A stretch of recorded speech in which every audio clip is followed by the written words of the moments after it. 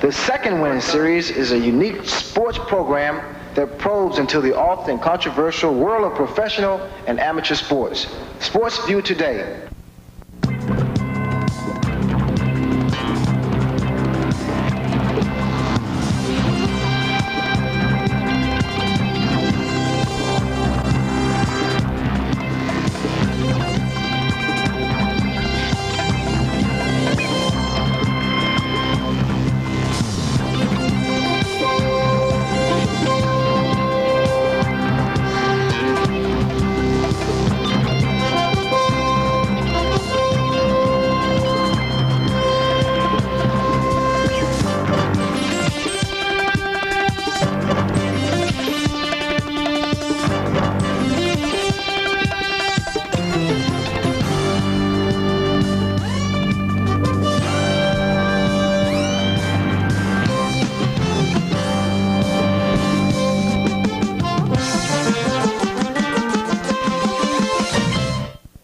Hello everybody and welcome to another edition of Sports View. I'm Ron Cameron. And I'm Bob Page. Our sponsors in the program, Al Dietrich Oldsmobile. As always, where the runway ends, the deals begin, as Uncle Al has a new location just east of the Pontiac Airport on M59 in Waterford. And he's also offering 1.9% financing on select 87 Oldsmobile models. However, same old mug. Same old mug, yes.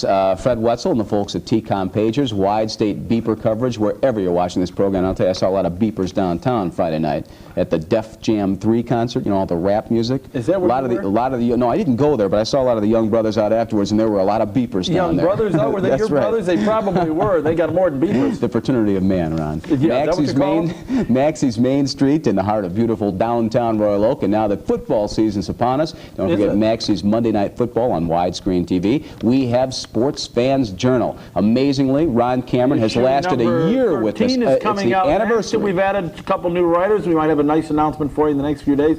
Jim Harbaugh is aboard with his Duffy Doherty, even though in the hospital, is still writing for Sports Fans. Duffy's Journal. in the hospital? Yeah. Why? Well, kidney problem or something. I understand he's okay, though. So we've got still Denny McClain is still writing, I think, from his jail cell, and we got a whole bunch more for you. If you want to subscribe, stay tuned. In a couple minutes, we'll tell you how you can do just that. We also have jalapeno pizza and pasta, and Ron wants to see you out there Tuesday night for the 6-pound wet burrito challenge. Listen, if anybody can eat Ron Cameron under the table, and you've got to consume a whole, Lomas Brown tried to, but couldn't. Consume a 6-pound wet burrito in one sitting. Ron will be out there to challenge you personally on Tuesday night. It's across from the Westland Mall with the liquor with the meal, and you know that because you didn't even leave a tip last time you were there. And we also have passed the Pro-Am Sports Systems, and you want to say something about their Tell It Like It Is, hard-hitting coverage? No, I'm going to say that it's, if you want to see the Tigers, the Red Wings, and the Pistons, and a lot more, including Jack Riggs, your school classmate, you can call this number, 583-7600. Now, Ron Cameron kids me a lot about this. Actually, ladies and gentlemen, I have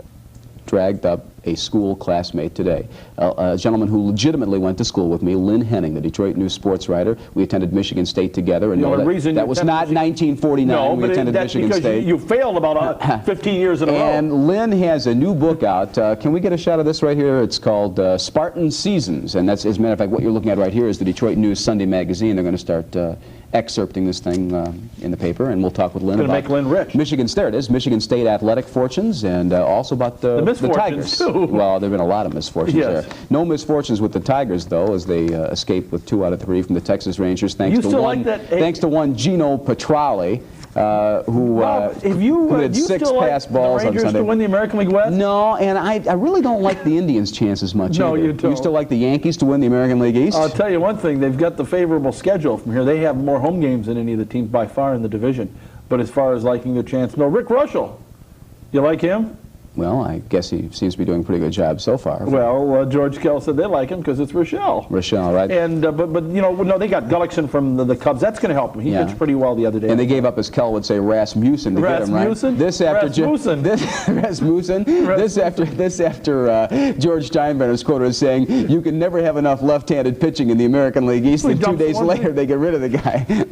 You don't like the Indians, and I don't like the Indians, and I don't like the Texas Rangers either. You don't. But I'll tell you who I do like now. I think you got to like the Oakland A's to win the West. They made two tremendous moves over the weekend, getting Rick Honeycutt from the Dodgers and Storm Davis from San Diego. And I know these guys have had awful statistics this year. Awful statistics? But Honeycutt 2-6 with an ERA of 7? But awful? Is that Honeycutt has pitched much better than his record would indicate. And what's he lost, 11 or 12 in a row for the Dodgers? Much better. Well, you know, the talk on Honeycutt is he's got a great arm, but he's obviously something's wrong somewhere.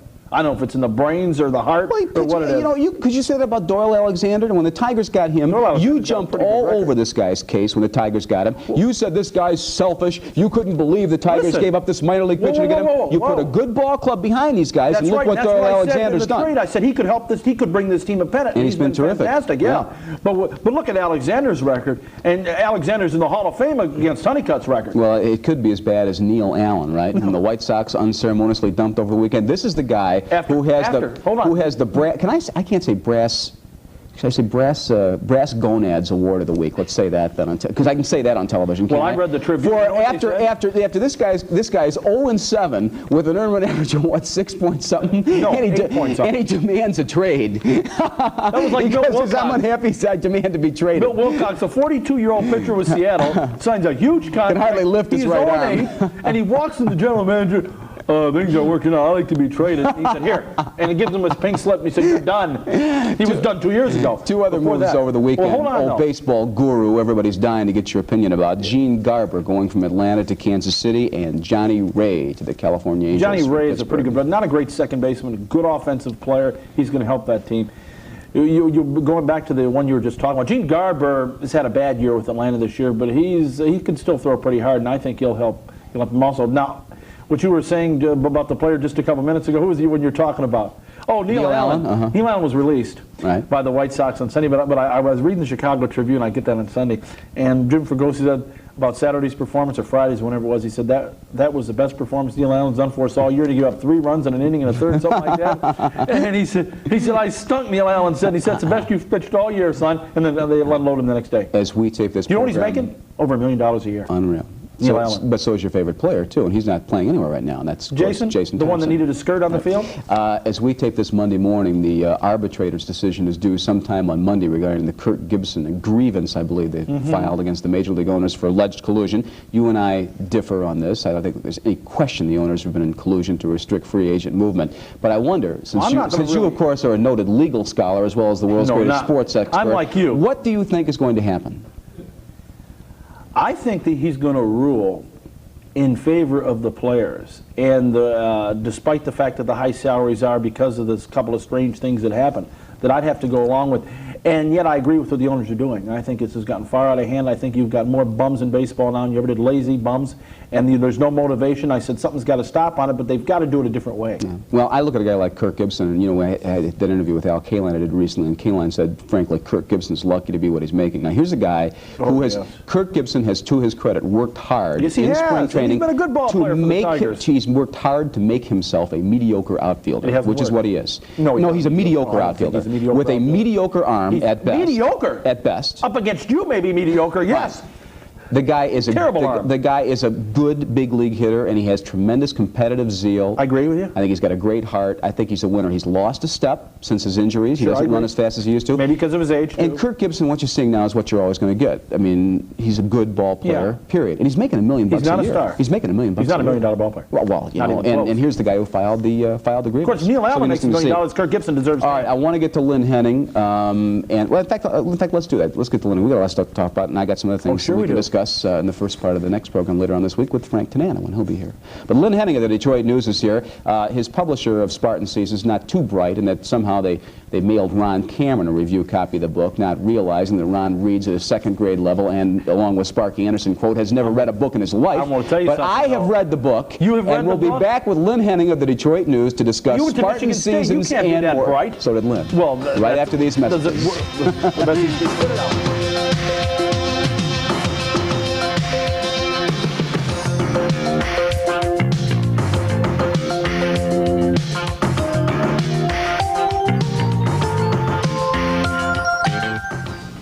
About to embark on a great crusade. The eyes of the world are upon us. Our Our mission, crush the enemy before they crush us. Like America, Uncle Al will come through for you, crushing prices on Oldsmobiles and GMC trucks. Say hello, America. Sayonara Imports. Tanks, but no tanks to imports. Visit Uncle Al's giant new dealership on M59 just east of the Pontiac Airport. Where the runway ends, the deals begin. Hi, it's me again.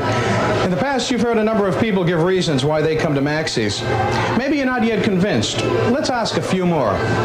I come to Maxie's for the fine selection of wine, the great pickles, and the owner, Steve Pinto, owes me $14.50. I come to Maxie's because the food is great. The hors d'oeuvres, sensational.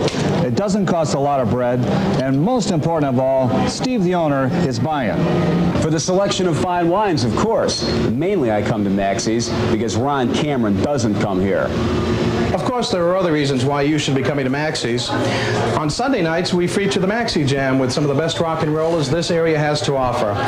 Every Tuesday and Saturday, we have classics on video with Elmar. Of course, we always have our outdoor cafe open for your fun and enjoyment. And one day, Bill Sparks might show up.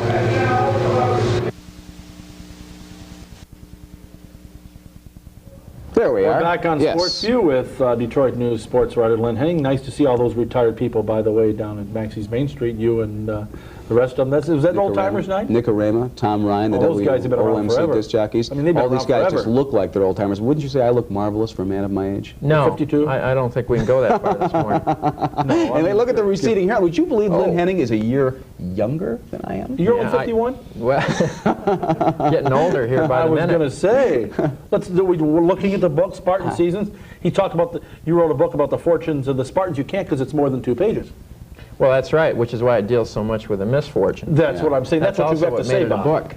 Okay, then what gave you the idea of starting this book, hold this besides up, covering Michigan here. State since before Duffy Daugherty? Well, you know what happened is Bill Haney, There it who is. helped collaborate with Ernie Harwell in his book, Tune to Baseball, came to me a year and a half ago with his colleague over there, Stan Stein, and they said, look, with the kind of school that this place is in terms of its notoriety, let's deal with it a little bit more in detail. Let's talk about Michigan State's athletic department chronologically here over the last 3 or 4 decades, just to kind of put a behind-the-scenes glimpse of this entire incredible scenario here together. And the fact that you'd been there for 3 or 4 decades helped it out quite a bit, though. Well, That's why they picked you know, it's getting to seem like that, too, because I was in school there. I transferred from a JC over there to 72. I was like one of Mike White's boys. But I got Did you get the same amount of money to go to Michigan State as Mike White's boys get to go to Illinois? And I run in immediately, I think that fall, to Bob Page. And you haven't been the same in since. English class. In English? Was George Kell teaching it? Masters of American Literature. And neither what was of he which, doing there? Obviously, neither of us paid any attention to it. Guess not. And you, of course, have proven yourself not to be one of the same with the publication of this book, A Master of American Literature. No, that's for Although I certain. did enjoy it, and I think a lot of Michigan State fans will, too. There's some good stuff in there about Duffy Daugherty and Biggie Munn, and I didn't realize how much they hated each other's guts. Well, you know, really, Bob, I knew that they had had a less than great relationship, but I did not know until I got hearing everyone's story how bad it was. And the fact that they were able to live together for 17 years at that university, to me, is one of the real marvels. It is not, as you put it earlier, a book where you're going to talk about classic jock descriptions of Eddie Smith going to Kirk Gibson and pulling out the big game for the Spartans. It pretty much is a tell-all behind the scenes in the Michigan State Athletic Department for the last, 30 years. Yeah, I knew that it couldn't be simply a rehash or recapitulation of games, because who wants to go through that kind of stuff? So it had to be more what it did, Ron. It had to be revealing. It had to give as much insight and as many personal glimpses as we could possibly give, and also give the story behind the hirings and firings, because that has been such an integral part of that athletic department for the last 15 years, where they've gone through 5 athletic directors and 5 head football coaches. Now you've got the latest one who Bob Page can't stand, George Perlis. Now that's too strong a term. I've I've just said that I'm not sure Perlis has done the job so far, and if he goes 0-5 or 1-4 to start this season, he's going to be in trouble. Oh, yeah. Not necessarily with the administration up there, because he's got a long-term contract, a rollover contract, but you are going to hear all kinds of screaming and hollering among the fans and the constituents. Is it legit, do you think? It's legit because they should have had a better year than 6-5 last year. Now, I thought they should have last year, but this year they've got some good talent in place, but the quarterback situation, as it is in the Big Ten, there's a few teams that are really lacking for quarterbacks. I think they're in grave trouble. So do I. Through the first 5 weeks. But I think he's done a nice job up there. Well, you can say that he had done a very good job up until the fact that they lost all those close games last year. Now suddenly, instead of showing continuous progress, as they had been showing through the previous 3 years, now you've got this setback season, and that's what's brought all the questions into people's minds. It's a tough minds. schedule. It's a tough schedule. And they can say what they want to about all their skilled people, about their great linemen. The fact remains that they have an inexperienced quarterback coming back against 5 teams of that caliber through the first 5 weeks of the season. I think they're going to get crushed. It's axiomatic in college football that an athletic director gets to hire 2 football coaches. What Doug Weaver was thinking about when he hired Muddy Waters, I have no idea. That was a total disaster. And now if this happens the way it looks like with Perlis, is Doug Weaver out of a job at the end of this year? He has got a contract, Bob, through 1992, which is the year that everyone... Chet Lemon's got his. Well, that's brilliant. That's as brilliant as Chet Lemon's contract, isn't it? Unbelievable. They expect that he will retire then. I think he expects he will retire then. And until that point, you're not going to see serious heat on Doug Weaver unless the athletic department goes to pieces the way it did through the mid-'70s. Then you'd see an ouster. The thing that's so frustrating about Michigan State, as I've said so much before, if you took everything that's happened in their athletic program and put it out in the middle of Montana, everybody'd be happy. But you've got it 50 miles down the road from the most brilliant man in American college athletics, Don Canham, from Bo Schembechler, from Bill Frieder, and what they accomplish in Ann Arbor makes Michigan State looks like you-know-what, and I won't say it on a family program. No, you're right. It's a family show? Are you finally admitting it? That's right. Right. No, you're absolutely right. During all this time that there's been this upheaval up at Michigan State, all of these coaches and athletic directors trading places left and right, 5 hired in each capacity in these last 15 years. You've had 1 athletic director and 1 head football coach at the University of Michigan. When you have that kind of stability versus the kind of instability that MSU has really been treating us to here, then you've got an obvious mismatch. What do you think the future holds for the Spartans? And your You're talking about... I'm talking about overall in the athletic department. Well, with the new arena coming up there at this particular time up on across from Jennison Fieldhouse, they're finally going to get rid of that eyesore. That eyesore, I was going to say the eyesore too. They have reason to expect that their basketball program is going to improve, except I am not one who holds a lot of credibility in this idea that the arena dictates whether we have a good recruiting season. I agree with that 100%. I think it's been used as a crutch for years Absolutely. up there. Some of it justified, but a lot of it, you know... Oh, it'll cost them the occasional kid, but to say that this is the reason that we're not getting talent and the reason Bill Frieder gets it is because of Chrysler Arena is ridiculous. It's ridiculous. Okay. Frieder works, and Judd does not recruit. That's Taking so it true. a step further, No, if you were running the Michigan State, if you were the man making the decisions at Michigan State with the athletic department, what would you do? Well, I think you have to go back a few years, Ron. First of all, they got themselves into this mess because bad personnel decisions were made over the years. Now, which one do you want to focus on? Certainly in 1980, when Doug comes in, the Muddy hiring set back the football program a few more years. They could have been making gradual progress through the 80s, and things got out of hand up there. Muddy, as we all know, is a nice man and all, but there's a lot of nice people. And a good coach, but it just obviously just a little over his head there. Sure, and that hurt them, no question about it. But even going back further, probation is what really cut the heart out of that football program here over the last 10 years. It cut them in terms of numbers that they could bring in. It hurt them from an image standpoint.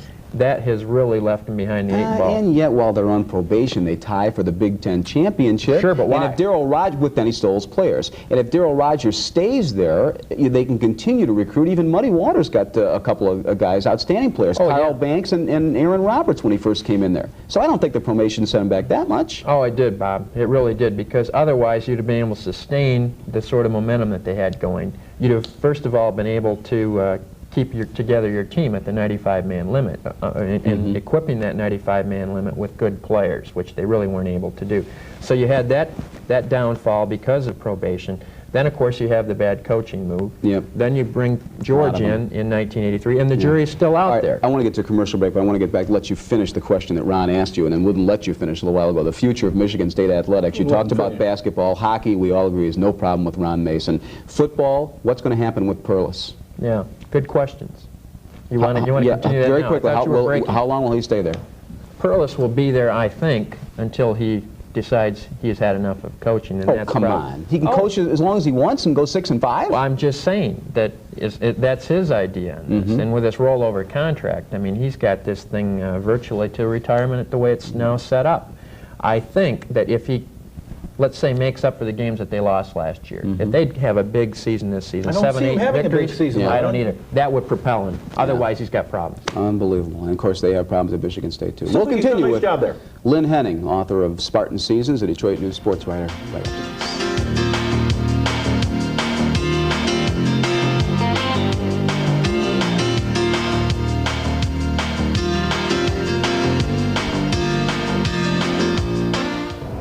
I'm sorry, she's out of the office for the day and there's no way to contact her. With a pager from TCOM, you could contact her anytime. I know it's an emergency, but it's out of the building now. May I call you later? With Motorola pagers from TCOM, you can deal with emergencies now. I'm sorry, our delivery man is on call right now. We won't be able to help you till tomorrow. Hi, my name is Fred Wetzel with TCOM Paging.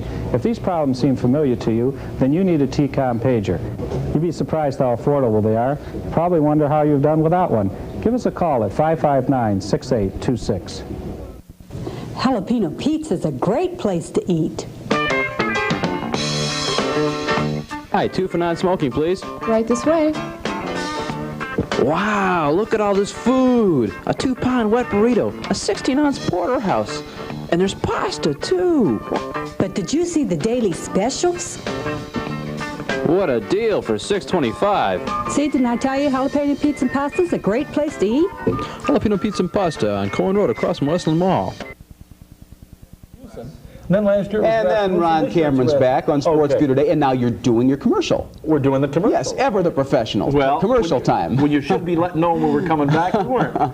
Here it is, Sports Fans Journal. It's going strong. We'd like to have you as one of the subscribers. And if you're interested in subscribing, and each month read Denny McClain straight from his jail cell, although he'll be getting out pretty soon, and people like Ernie Harwell, George Kell, Mike Downey, Eli Zaret, Bob Feller, George Allen, Dick Vitale, Don Cherry, a whole bunch more. Here's what you do. You send a $15 check or money order made payable to the paper, Sports Fans Journal, and send to Sports Fans Journal, P.O. Box 12170, Birmingham, Michigan 48012. You can also stop by your local newsstand, bookstore, Tiger Stadium souvenir stands to pick up Sports Fans Journal, or pick up the phone and dial this number, 350-3530. Now, the writers, including the ones that I told you about nationally, will include locally Jim Northrup, Lem Barney, Sonny Elliott, Ray Lane, Mark Belterre, the old town crier of the paper. He's back now, and we've got a whole bunch more. Bob Reynolds, Dave Dials, and the oldest one of all, yes, Bob Page, but he won't be writing too much longer because he has not paid me yet. Now wait a minute. First 3 now you have. Now I'm not the oldest one this issue because as everybody can see, you have brought Duffy back. Doherty, you have brought Jim back Harbaugh. for one. Look at this, ladies and gentlemen. You brought back for one issue only. Yes, Jim Thorpe from the dead, writing right from the grave in the September issue of Sports Fans Journal. He did not bring him back. All right. Have you guys been approached about a JOA on this thing yet? Yeah, join up. Well, there's a little difference in that we don't lose $1 million a year because of horsepower management. But as I run it. The Free Press currently sending 2 reporters, count them, 1-2 to the World Track and Field Championships in Rome. That's going to end with the JOA. We're back on Sports View today, and our guest is old friend Lynn Henning, the Detroit News sports writer, has a book, Spartan Seasons, out. And we've talked about some of the things you wrote about people in here, and you told it like it was about Judd Heathcote, whom I admire, we all do, as a brilliant coach, but as a poor recruiter. You talk about the feud between Duffy and Biggie, and a lot of the incompetence that generally has riddled the MSU athletic department. The reaction so far of people in East Lansing to it? Surprising. I didn't really know what they would think about it, and I really didn't care, Bob. But so far, they have all been saying, you know, you touched us up where we had it coming, but we think you've been fair and accurate. And really, that's all you can As hope. a reporter, you can't ask for anything more than that. Well, that's what I said too, Ron. I said, as long as they view it with that amount of integrity, then that's fine with me. Has anybody come down on you at all? I haven't really been around many people at this point. Judd hasn't called, huh? I haven't really been on campus. No, Judd is. I saw him at the Pan Am game, and I don't know if he'd read it yet or not. We didn't even discuss it, but he was fine that day. But I have not been up on campus really since March, and therefore I don't know what they're thinking. You and I think have a fundamental disagreement about one of the things that's hampered Michigan State, and that is I always thought the answer to their football program was Denny Stoles, and the things that Denny Stoles was convicted of cheating-wise in the NCAA probation were not anywhere near as bad as stuff that Barry Switzer got away with. He's still at Oklahoma. SMU, Mike White at Illinois. You talk about all these guys who cheat, they're still coaching. If Denny Stoles was still at Michigan State and would have remained over the years, they'd be at the level of Michigan today. Well, I don't know if I'd go that far. That's I agree with you. It's a little far to go, don't you, at the level of Michigan, though? I agree, I guess, to the extent that probation is what really knocked them off their horse up there, because they had that going. And the reason they did is because Denny had such good assistants. I mean, Denny's a good football coach, but he had a terrific staff. And what he really excelled at was getting good players. Howard Wires. But how did Howard Wires get a lot of those good players? He cheated. And he was buying a few of them. Those who had committed to him, if they had a personal problem and needed some cash, and that obviously is a gray area, then he paid him. And that is a clear infraction, and you deserve to go on probation. We're almost out of time this segment, but we were remiss if we didn't ask you about the Tigers, because that's another area of your expertise, and you cover the Tigers a lot. You surprised by what the ball club's accomplished this year? Absolutely. You know, I think I wrote this a few weeks ago that we're now in our mid-30s, right? No, you and I are in our mid-30s. Mr. Cameron is not in his mid-30s. If you believe that they're in their mid-30s, I got a little bit of land I can sell you. A whole lot of land I can tell you. 25 years, and this to me is the most surprising, astonishing baseball season I've ever seen in Detroit, because of what the team looked like in March and in April and what the team now appears. Where did you pick them? I picked them 5th. I thought that was generous. I mean, I thought they were really... It sure did this season. I thought they were in big trouble in all respects, and that just goes to show you what the why did you think it's still a pretty solid ball club? I don't look at this as a great team. I think they're overachieving a little bit this year. I picked them to win 90 games. Right, but Ron, one thing they got that nobody else does is some arms, and boy, that'll take you a long way. That's why he picked them to finish 3rd, but I picked them to finish 5th, too. I thought it was the best pitching in the division. All right, we'll find out if you think they're going to win it all when we close out with Lynn Henning right after this. Don't ask my question for me.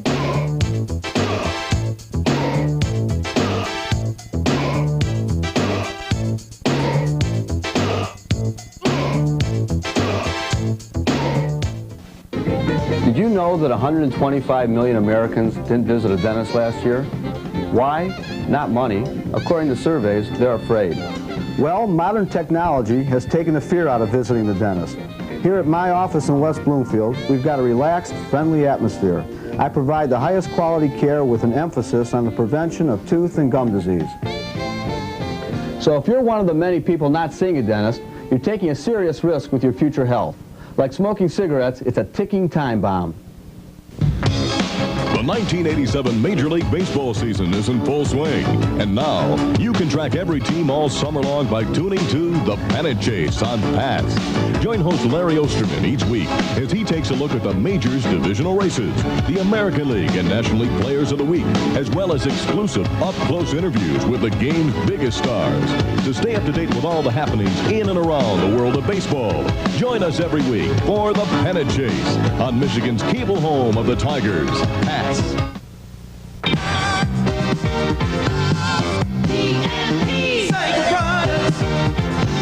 It's riding time, and P&P Cycle is ready with a new 3rd location. Cruise on down to one of P&P's 3 locations and save on Michigan's largest selection of apparel, parts, and accessories. Take it from me, Arthur P. If you're into motorcycles, P&P is the place to be. P&P Cycle, 3 convenient locations in Royal Oak, Dearborn, and now on Gratiot and East Detroit. Animals have feelings. They feel happiness, love, loyalty, hunger, thirst, sadness, fear, pain, grief, loneliness, and joy. This is Dennis Weaver with a thought from the Fund for Animals.